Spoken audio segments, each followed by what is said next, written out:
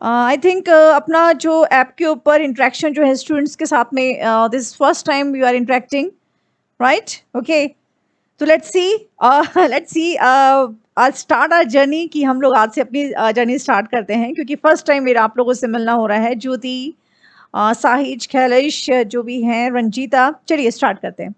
अ, इससे पहले भी हमने इस क्लास को लिया है, लेकिन एक्चुअली मेरा जो इंटरेक्शन था वो आप लोग के साथ में नहीं हुआ था, तो इसलिए थोड़ा-सा एक जस्ट जनरल इंटरेक्शन अपन लोग कर लेते हैं। Everything is clear Shah? Okay.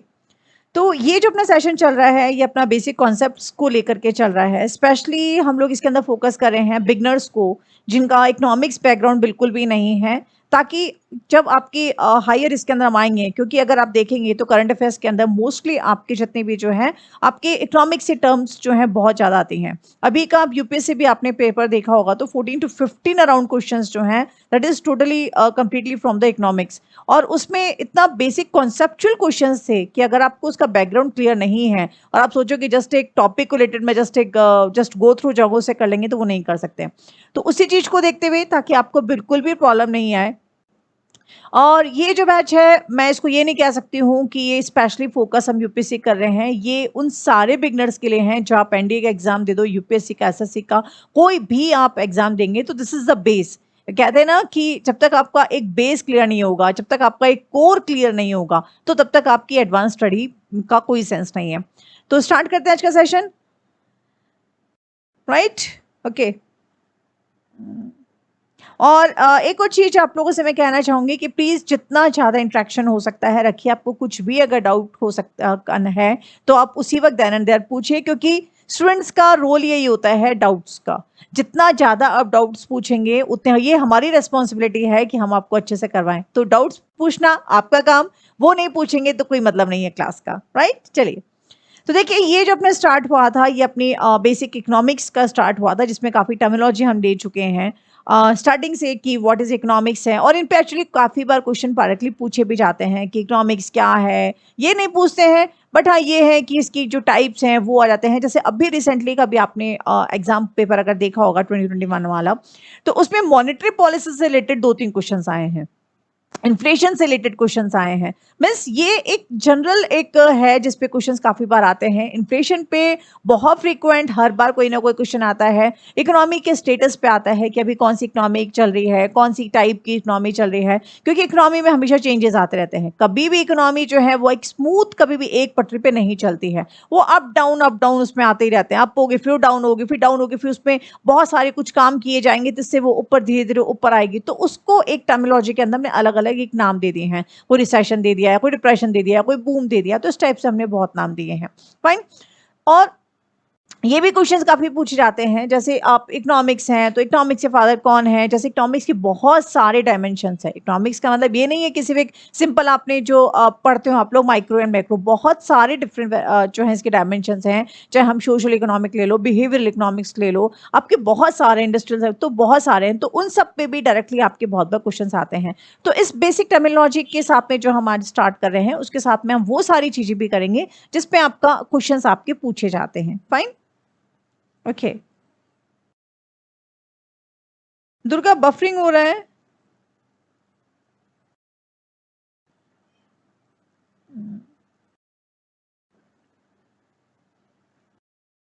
Durga, actually सिर्फ आप ये लिख रहे हैं अकेले बफरिंग आ रहा, मेरी तरफ से ऐसे कोई प्रॉब्लम नहीं हो रही है। किसी और को भी प्रॉब्लम हो रही है? रिया या दीपक, किसी और को प्रॉब्लम हो रही है जिसकी क्लास में बफरिंग हो रही हो, जिसके यहाँ पे? नो? ओके। तो चलिए, ये काफी, अगर जो आपने मेरी यूट्यूब पे कर किया है, बेटा इसका मतलब सबके नहीं हो रही है, इसका मतलब कहीं कहीं पे प्रॉब्लम आ रही है, सब जगह नहीं आ रही है। तो I think we should start. देखिए, ये हमने कर लिया था डेफिनेशन ऑफ इकोनॉमिक्स। आप लोग एक बार देख लीजिए, जो स्टूडेंट्स जो हैं ऐप के ऊपर जो फर्स्ट टाइम कर रहे हैं, तो आप मुझे बता दीजिएगा, तो मैं उसको वापस से आपको समझा दूंगी मैं। तो ये वाले क्वेश्चंस मैं वो बता रही हूँ कि जो ऑलरेडी अपन कर चुके हैं। तो जिन स्टूडेंट्स ने यूट्यूब पे देखी है उनका ठीक है, जिन्होंने नहीं देखी है तो प्लीज़ राइट हेयर कि मैम ये हमारा नहीं हुआ था, तो मैं उस टॉपिक का भी आपको क्लियर कर दूंगी, राइट? तो definition of economics, it's so simple. What are the sectors of Indian economy? Please जल्दी से बताइए, आप लोग वैसे बहुत कम स्टूडेंट्स हैं अभी, तो आप मुझे बता सकते हैं कि कितने ये वाला कॉन्सेप्ट किस किस का हुआ है? Once more. ओके, दीपक के अलावा किसी और को कुछ डाउट है जिसको मैं वापस से बताना चाहूं मैं? अंकित, दिलीप, रंजीता, कोई और? दिलीप के अलावा कोई और स्टूडेंट्स जो ये कह रहे हैं कि नहीं मैम वापस से कर दीजिए?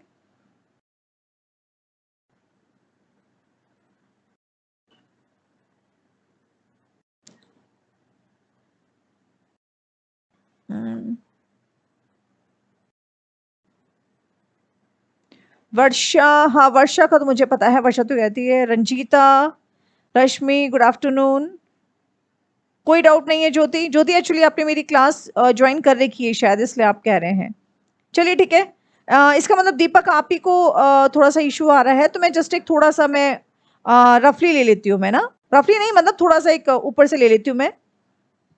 अगर नहीं समझ में आएगा तो मैं उसको क्लियर कर दूंगी मैं आपको। फाइन, चलिए। तो देखिए ये जो है आपका what is the sectors of economy, तो मैं शुरू से बता देती हूँ, जिसका डाउट होगा तो वो भी हो जाएगा, क्योंकि एक बहुत, यस मैम वापस कर दीजिए। चलिए ठीक है Ranjita, okay okay fine. Shank, Kaif आपके एक्चुअली बहुत यूट्यूब पे पढ़ाया है, लेकिन जिन स्टूडेंट्स ने यूट्यूब पे ज्वाइन नहीं की थी तो उनको थोड़ा सा इशू आ सकता है। नो इशू, सिंपल सा है, मैं आज ले लेती हूँ, क्योंकि मेरे को भी ऐसा लग रहा है, क्योंकि मैं फर्स्ट टाइम आप लोगों से इंटरेक्ट हुई हूँ, तो जब तक मेरा भी इंटरेक्शन नहीं होता है मेरे को भी पढ़ाने में मजा नहीं आता है। चलिए, तो देखिए बहुत सिंपल सी चीज है, what is the sectors of Indian economy. आप इसको एक ऐसे समझ लीजिए कि हम किसी भी इकोनॉमी को हम अगर देखते हैं, तो हमें अगर गवर्नमेंट का हमें देखना है कि भाई सरकार कहाँ पे काम करेगी, कैसे काम करेगी, किस जगह से पॉपुलेशन का जो है ज़्यादा मास काम कर रहा है, किस एरिया में नहीं है, या किस एरिया का अंदर अगर हमें देखना है कि भाई यहाँ पे बहुत हमें सरकार को बहुत सारी योजनाएं बनाने की ज़रूरत है, इतना ज़्यादा मैक्सिमम पॉपुलेशन यहीं पे है, तो इन सब के लिए, इन सबको देखने के लिए, प्लस कि हमारी जो इनकम का जो मेन सोर्स है वो कहाँ से आ रहा है, कौन से सेक्टर से सबसे ज़्यादा मेन सोर्स आ रहा है हमारा, प्राइमरी से आ रहा है, सेकेंडरी से आ रहा है, टर्शरी से आ रहा है, कहाँ से आ रहा है। अब हम ये नहीं सोचें कि हम प्राइमरी सेकेंडरी, देखिए आप इस चीज को देख के पढ़ के चलिए कि आपको कुछ भी नहीं आता है। फाइन, देखिए अब फिर मुझे बताइएगा कि आपको कितना डिफरेंस हुआ जो इकोनॉमिक्स बैकग्राउंड से स्टूडेंट नहीं थे। हमें नहीं पता है कि प्राइमरी या सेकेंडरी टर्शरी क्या होता है, हमें कुछ भी नहीं पता है। हमें सिर्फ ये पता है कि इंसान जो है कोई ना कोई इकोनॉमिक एक्टिविटी के अंदर एंगेज रहता है। अब ये जो इकोनॉमिक एक्टिविटी है उसमें वो कैसे एंगेज होगा, कुछ भी काम कर सकता है, एक खेती भी काम कर सकता है, मतलब एक विजुअलाइज कीजिए कि कहाँ कहाँ पे इंसान जो है किस किस तरह का काम कर सकता है। तो कहाँ करेगा, कहीं हम जाते हैं तो जंगल में खेतों में काम कर रहे होते हैं, फिर कहीं हम शहरों में आते हैं तो क्या हुआ, बड़ी बड़ी फैक्ट्रियां वगैरह होती हैं, वहां पे कोई काम कर रहा होता है। फिर देखते हैं अच्छा नहीं फैक्ट्रियों के अंदर भी ऑफिस के अंदर कोई बैठा हुआ है, फिर देखते हैं कि नहीं भाई फैक्ट्री से कोई सामान लेके आ रहा है तो वो ट्रांसपोर्ट के उधर कहीं जा रहा है, फिर वहां से ट्रांसपोर्ट को देखते हैं कि अच्छा ये वाली फैक्ट्री जो है ये तो फलाना की फैक्ट्री है जहां से कुछ खदानों से सामान निकाला जा रहा है, तो वो खदानों के पास जा रहा है। फिर लगता है कि नहीं यहाँ पे इनको पैसे की जरूरत है, कुछ फाइनेंस की जरूरत है, तो वो क्या कर रहे हैं, वो बैंक के पास जा रहे हैं। तो हमने क्या किया, हमारे मेंटल लेवल को हमने एक विजुअलाइज किया कि अगर हम, मुझे याद नहीं है कि इकोनॉमिक सेक्टर्स कितने होते हैं, मुझे एबीसीडी भी नहीं पता है इकोनॉमिक्स की कि उसके अंदर कितने इंडियन सेक्टर्स होते हैं, कितने प्राइमरी क्या होता है, सेकेंडरी, मुझे ये टर्म नहीं पता है। मुझे सिर्फ ये पता है, क्या पता है मुझे कि हाँ भाई ये इंसान है, ये यहाँ पे जो है काम करते हैं। एक जस्ट आप ये सोचिए, आप ब्लैंक है, मैं आपको इकोनॉमिक्स में आपको श्योर कर रही हूँ, आप ब्लैंक बन के आप इकोनॉमिक्स को पढ़िए और आई एम टाइम श्योर कि आपको कभी इसको रटने की जरूरत नहीं पड़ेगी, कभी इसको एडवांस लेवल पे पढ़ने की जरूरत नहीं पड़ेगी। और दैट इज 101% ट्रू कि आपकी इकोनॉमिक्स के अंदर आप एक नंबर भी आपका नहीं कटेगा। बस इसको विजुअलाइज कीजिए, एक प्रैक्टिकल उसके लिए सोचिए, जैसे मैं आपको सोचाना चाह रही हूँ। फाइन, अब क्या है, हमने क्या किया, सारे सेक्टर्स को हमने देख लिया। अब मेरे दिमाग में ये फिट हो गया, अच्छा ये जो है ये कुछ लोग जो हैं बिल्कुल जमीन से जुड़े हुए हैं, जमीन से जुड़े हुए हैं, खेती कर रहे हैं, पशुपालन कर रहे हैं, कोई जो है आपका मधुमक्खी का पालन कर रहा है, कोई दूसरा ये काम कर रहा है, माइनिंग से कोई काम निकाल रहा है, खदान खोद रहा है, मतलब जो जमीनी स्तर से जुड़ा हुआ है, जिसको आप सिंपल दूसरी चीजें जोड़िए कि जो मैंने कुछ नहीं किया है, मेरी उसके अंदर हेल्प कुछ भी नहीं है, लेकिन मैं क्या कर रही हूँ, मुझे प्रकृति ने से मुझे कुछ मिला है, कुछ गॉड गिफ्टेड कुछ चीज है, मैं उसको मेरे में एक ह्यूमन होने के नाते, एक मानव होने के नाते मेरे में इतनी शक्ति है, मेरी इतनी तक शक्ति है कि मैं उसको यूज कर सकता हूं मैं। तो हमने क्या किया, हमने उसको एक नाम दे दिया प्राइमरी। क्यों प्राइमरी, भाई प्राथमिक लेवल पे यही है कि जो भगवान ने दी है, उसके बाद तो इंसान ने उसको बनाया। अब इंसान ने उसको कैसे बनाया, उसने अपने दिमाग से उसको चेंज किया।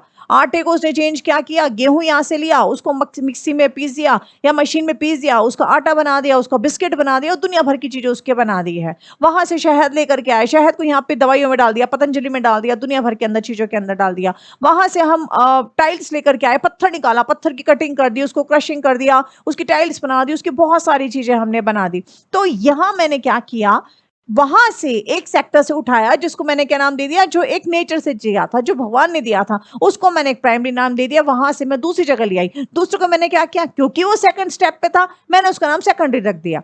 अब क्या मैंने क्या किया, ये दोनों सेक्टर्स के बाद मैंने क्या किया, कुछ तो जरूरत है। यहाँ पे दोनों जगह क्या काम कर रहे हैं, लोग बाग हाथ से काम कर रहे हैं। अब यहाँ पे मैंने हाथ से काम नहीं किया, यहाँ पे मैंने क्या किया, भाई कुछ तो ऐसी जरूरत है जो अपनी सेवा दे रहे हैं, इनकी हेल्प कैसे कर रहे हैं, उनको सपोर्ट कैसे कर रहे हैं। बैंक गए, बैंक ने क्या किया, हाँ भाई आपको इतना फाइनेंस चाहिए, ये सब किया है। डॉक्टर ने क्या किया, हाँ भाई मैं आपको दवाई देता हूँ, वो आपकी हेल्प कर रहा है। मतलब आप जो है वो इंडिपेंडेंट हैं, आप किसके ऊपर डिपेंड हो रहे हैं, आप किसी एक पर्सन के ऊपर डिपेंड हो रहे हैं। आप किसी ना किसी वजह को उसको ही आपको करना पड़ेगा। आपको डॉक्टर नहीं है, आपको दवाइयां लिखने नहीं आती है, लेकिन आप डॉक्टर के पास गए, आप किसके पास गए, आप टीचर के पास गए, आप पढ़ने के लिए गए, आप लॉयर के पास गए कि भाई मेरा केस खराब हो गया है, उसको सॉल्व कर दो। तो वो सारे एक्टर्स सेक्टर्स आपके, जहां वो आपके सामने वाला आपकी कोई सेवा कर रहा है, वो किसी भी तरह से करे, चाहे वो बैंक से करे, चाहे लॉयर से करे, चाहे डॉक्टर से करे, चाहे वो ट्रांसपोर्ट से करे, वो कुछ भी सेवा अपनी दे सकता है। तो जो सेवा का नाम हमने लिख दिया सर्विस सेक्टर। देखो इट्स सो सिंपल,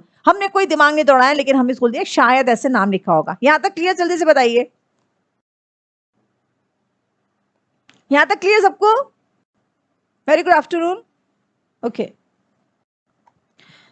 तो बहुत शॉर्ट में पढ़ा रही हूँ, लेकिन उस कॉन्सेप्ट के साथ में पढ़ा रही हूँ, तो मुझे बताना जरूर कि कितना समझ में आपको आया है। फाइन, नेक्स्ट आता है इकोनॉमिक ग्रोथ। ये भी मैं आपको बता चुकी हूँ कि मिस आपकी इकोनॉमी जो है वो ग्रोथ कब करेगी। तो इसको हम डिफाइन कर सकते हैं, जितने भी जो हमने देखा, ये आपके गुड्स एंड सर्विसेज जो आपके तीनों सेक्टर से हो रहे हैं, ये क्या होगा, अगर ये ग्रो करते हैं, मिस इनकी जो फाइनल जो कैलकुलेशन है, जो आउटपुट है, वो अगर इंक्रीज होगी, मतलब ज्यादा, जितना ज्यादा निकलेगा तो क्या होगा उतनी, क्योंकि उसको बेचने के बाद पैसा भी तो आएगा ना।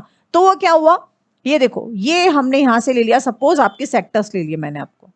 फाइन, अब ये सेक्टर्स ने क्या किया, ये सेक्टर्स ने कुछ ना कुछ उत्पादन किया। अब ये उत्पादन क्या हुआ, उत्पादन करेंगे तो वो बिकेगा ही ना। तो हमने इसको क्या किया, इसका आउटपुट जो है निकला, तो किसने, हमने इसको सेल कर दिया। अब सेल कर दिया तो क्या हुआ, आपकी इनकम आई, आपकी आमदनी आई।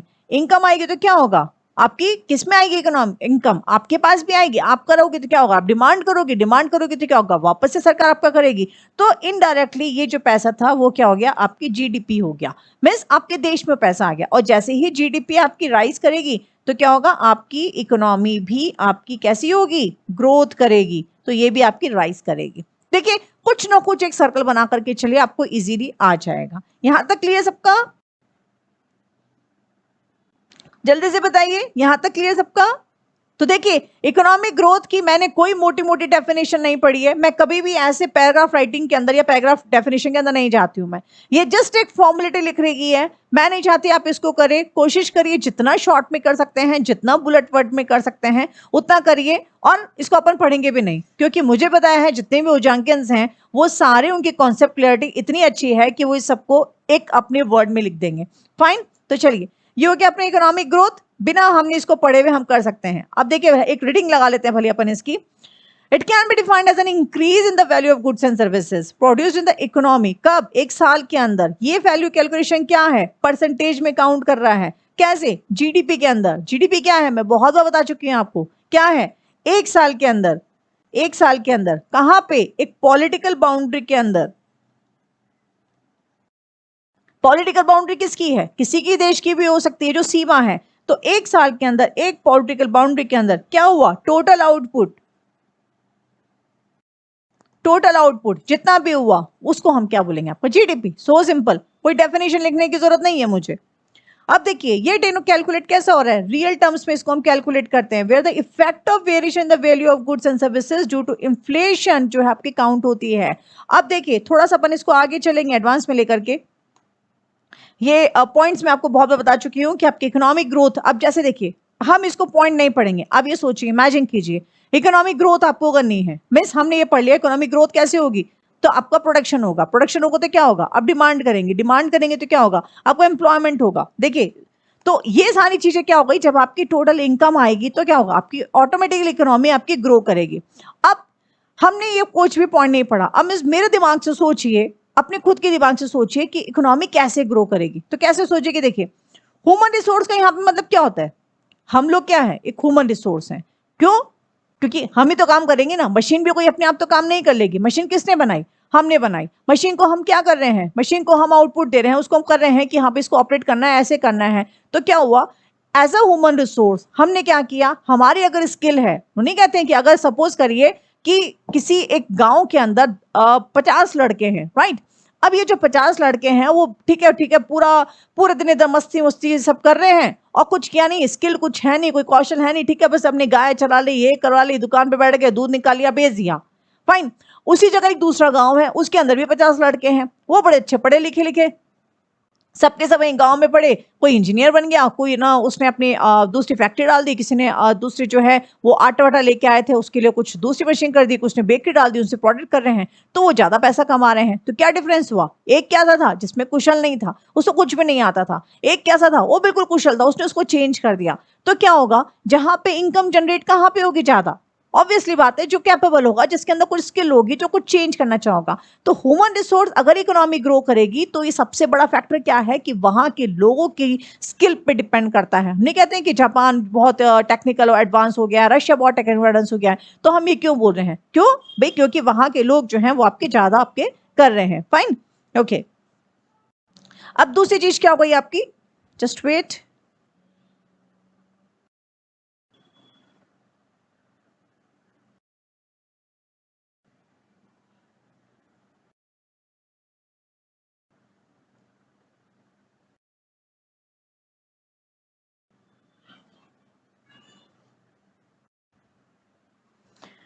फाइन, तो ये हो गया आपका ह्यूमन रिसोर्स। अब हम क्या करेंगे,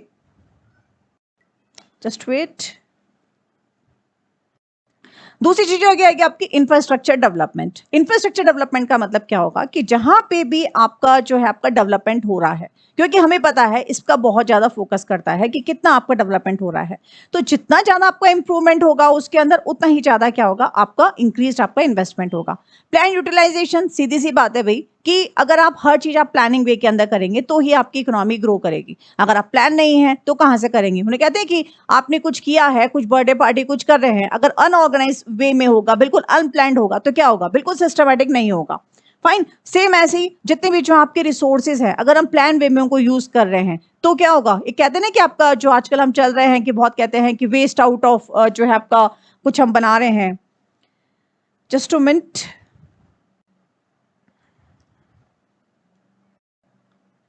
फाइन, तो ये हो गया आपका प्रोडक्शन फंक्शन। अब प्रोडक्शन फंक्शन भी हमने बहुत बार पढ़ा चुके हैं। प्रोडक्शन फंक्शन मीन्स जहां पे भी हम उसके कर रहे हैं आपका। अब ये कैसे करेंगे हम, सपोज सीधी सी बात है, प्रोडक्शन फंक्शन कुछ भी हम चीज को बना रहे हैं तो आपका प्रोडक्शन कैसे होगा, आपका हमें कुछ बनाना है तो हम क्या करेंगे, उसको प्रोड्यूस कर रहे हैं, किससे प्रोड्यूस करेंगे, तो कुछ भी मिलके प्रोड्यूस करेंगे। तो देखिए उसको एक सिंपल सी चीज में एक समझिए आप, इमेजिन कीजिए आपको कुछ भी एक प्रोडक्शन करना है तो आप इसके लिए क्या चाहेंगे, तो सीधी सी बात है कि अगर हमें कुछ प्रोडक्शन करना है तो हमें क्या चाहिए होगा, आपका लैंड चाहिए होगा। लैंड के बाद आप क्या करेंगे, लेबर चाहिए होगी। जस्ट वेट एक बार, किसी को कुछ डाउट है क्या, एक मिनट रुकिए आप।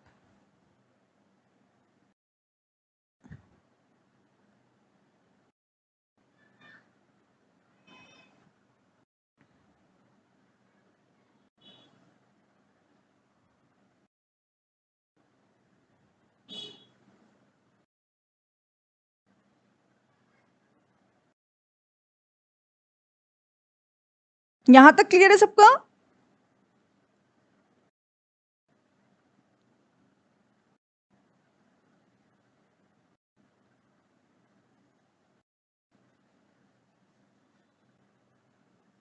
एक सेकंड, सॉरी थोड़ा सा डिस्टर्ब हो रहा है आपको, I know this, just wait please.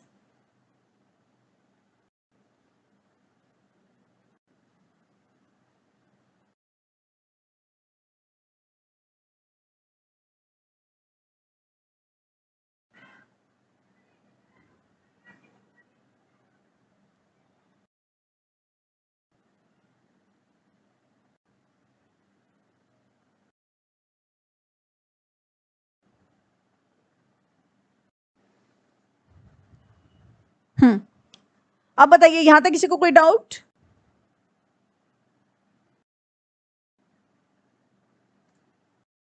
Okay, चलिए।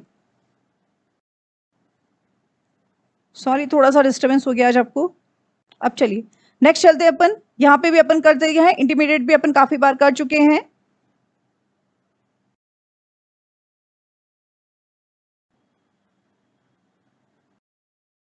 खुशबू कोई बात नहीं, चलिए।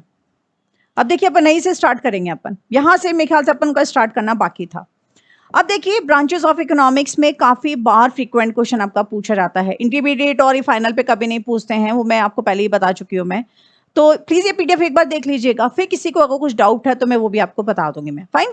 अब माइक्रो इकोनॉमिक्स और माइक्रो इकोनॉमिक्स बहुत बार पूछ चुके हैं। देखिए नाम से अंडरस्टूड है। न्यू क्लासिकल का मतलब क्या हुआ? मीन्स जहां पे आपका देखिए नाम से लिखा हुआ है फ्री मार्केट। फ्री मार्केट मतलब यहाँ पे कुछ भी नहीं हो रहा है, मतलब सारी चीजें आपकी जो है एक रिलैक्सेशन के साथ में दे रखी है। भाई आप कोई भी आ सकते हैं, कोई भी जा सकते हैं। जैसा आपने एक नाम सुना होगा लेजिस फेयर। लेजिस फेयर का मतलब होता है जब आपकी कैपिटलिस्ट इकोनॉमी थी। कैपिटलिस्ट मीन्स जहां पे आपकी पूंजीवादी अर्थव्यवस्था। अच्छी दो तरह की होती है आपकी, एक होती है आपकी पूंजीवादी अर्थव्यवस्था, एक होती है आपकी समाजवादी अर्थव्यवस्था, और एक होती है आपकी मिश्रित अर्थव्यवस्था। फाइन। अब होता क्या है इसको थोड़ा सा सुनिए।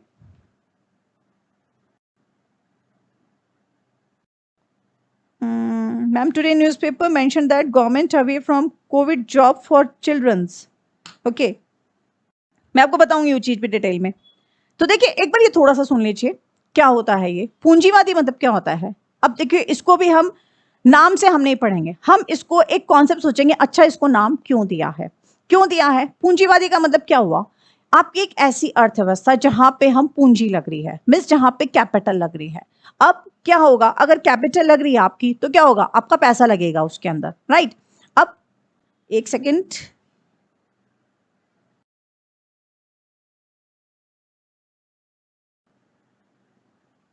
पैसा आपका वहां पे लग रहा है, इसका मतलब क्या करेंगे? ये कौन पैसा कौन लगाएगा? कोई भी एक कैपिटलिस्ट लगाएगा, क्योंकि जिसके पास में पैसा होगा।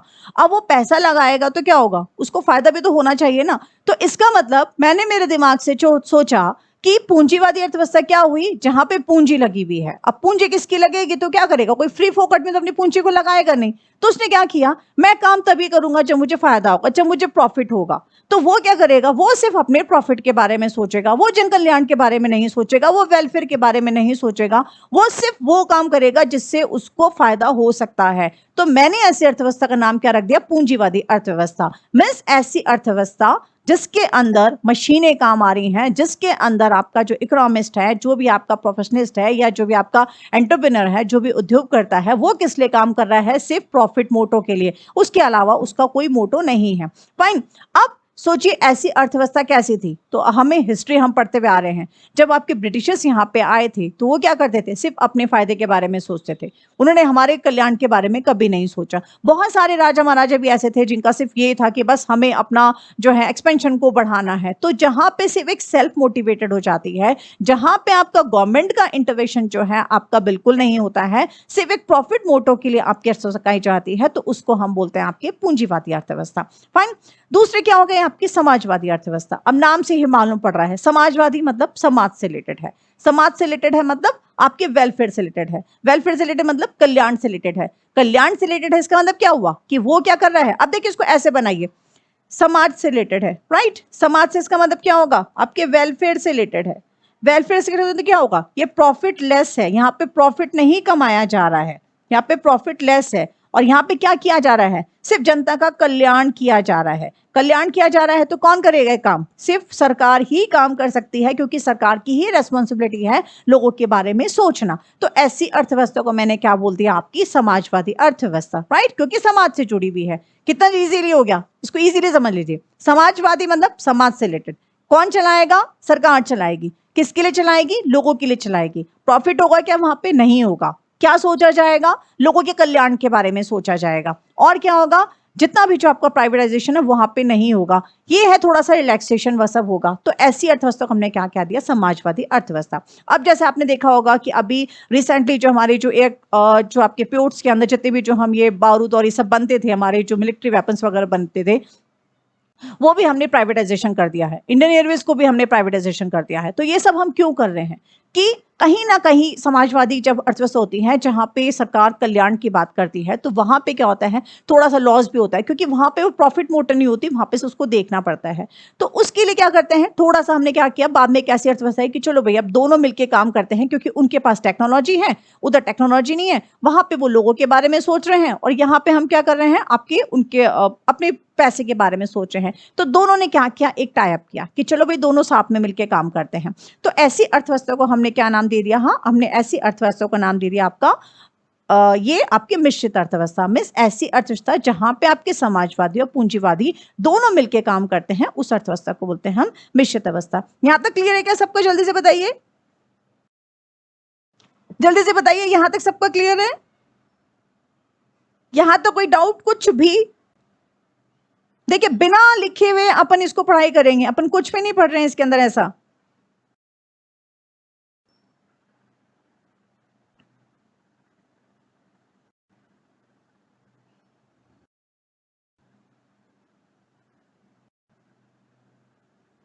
इनविजिबल हैंड थ्योरी,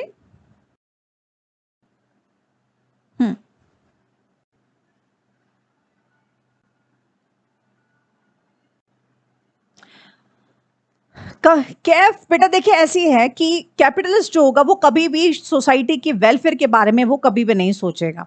क्यों नहीं सोचेगा?